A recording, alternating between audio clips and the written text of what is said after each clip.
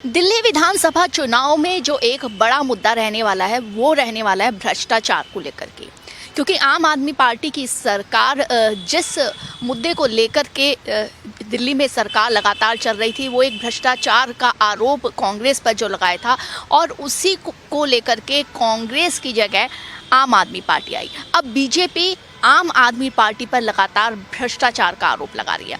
बात करने के लिए हमारे साथ बीजेपी के राष्ट्रीय प्रवक्ता आरपी सिंह जी हैं।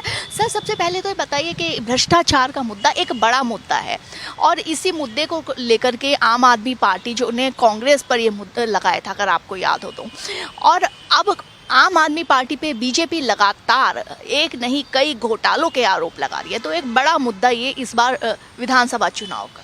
देखिए, भ्रष्टाचार सदा से ही देश की राजनीति में और सामाजिक सिस्टम में बड़ा मुद्दा रहा है। हमारे समाज में और राजनीति दोनों में बड़ा मुद्दा रहा है। वह मनमोहन सिंह जी के समय में जो भ्रष्टाचार हुए उसको लेकर भी तब भी हुआ, जब राजीव गांधी के समय भ्रष्टाचार हुए उसको लेकर भी देश के चलते दोनों को अपनी सत्ता गंवानी पड़ी।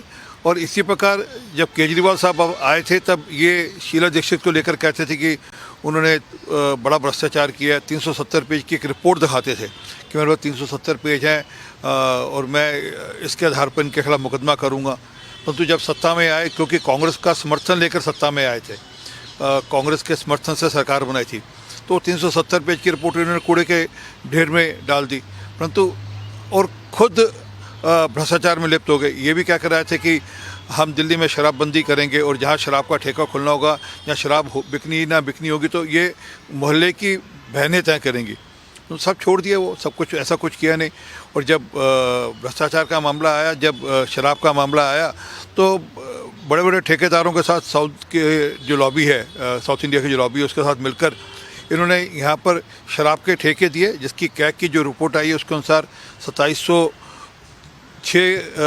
करोड़ रुपए का जो मामला है वह निकल कर आया कि जिसका घाटा राजस्व को, दिल्ली के राजस्व को हुआ, दिल्ली को नुकसान हुआ उसका।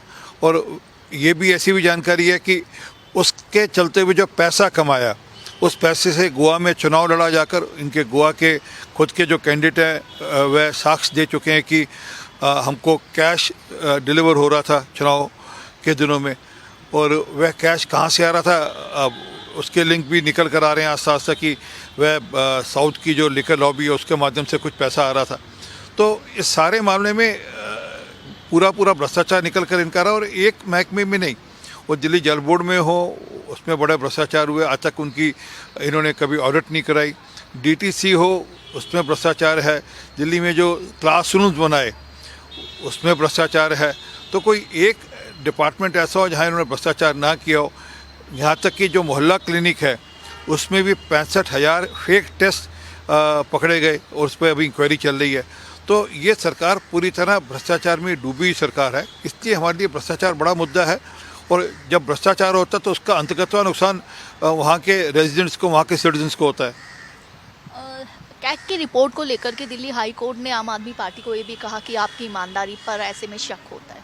कैग की रिपोर्ट को लेकर हाई कोर्ट ने दिल्ली सरकार को लताड़ा और कहा कि आपकी ईमानदारी पर शक होता है, क्योंकि इन्होंने कैग की रिपोर्ट दिल्ली असेंबली में टेबल ही नहीं करी, जबकि हर छोटे छोटे इशू पर इन्होंने दिल्ली की विधानसभा की सत्र बुलाए, परंतु जब रिपोर्ट टेबल करने की बारी आई तो ये कन्नी काट गए। अब इसलिए हाई कोर्ट कह रहा है कि इनकी नीयत पर शक है, और शक तो होना लाजमी है, क्योंकि आपने जो घोटाला किया है, आपको डर था कि अगर वो कैग की रिपोर्ट टेबल होगी तो आपका घोटाला और उजागर होगा और प्रमाणित होगा। लेकिन आम आदमी पार्टी तो लगातार कहती है ये कि ऐसी कैग की कोई रिपोर्ट है ही नहीं। तो अभी हाई कोर्ट को बताया जाकर, हाई कोर्ट के सामने ये पक्ष रखे कि कैग की कोई रिपोर्ट है नहीं। हाई कोर्ट कह रहा है कि कैग की रिपोर्ट आप निश्चित करिए। और जो कैग की रिपोर्ट पब्लिक डोमेन में आई है वो एक लीडिंग अखबार ने अपने यहाँ छापी कैग की रिपोर्ट, और उनके सूत्रों के अनुसार तो 2706 करोड़ रुपए का घोटाला है। अब ये जितना मर्जी अपने पापों को ढकने की कोशिश करें, परंतु अब इनका पाप का घड़ा भर चुका है। अब एक एक करके सब चीज़ें बाहर आएंगी। भारत एक्सप्रेस से बात करने के लिए शुक्रिया। भारत एक्सप्रेस के लिए कैमरामैन रमेश राय के साथ कोमल शर्मा।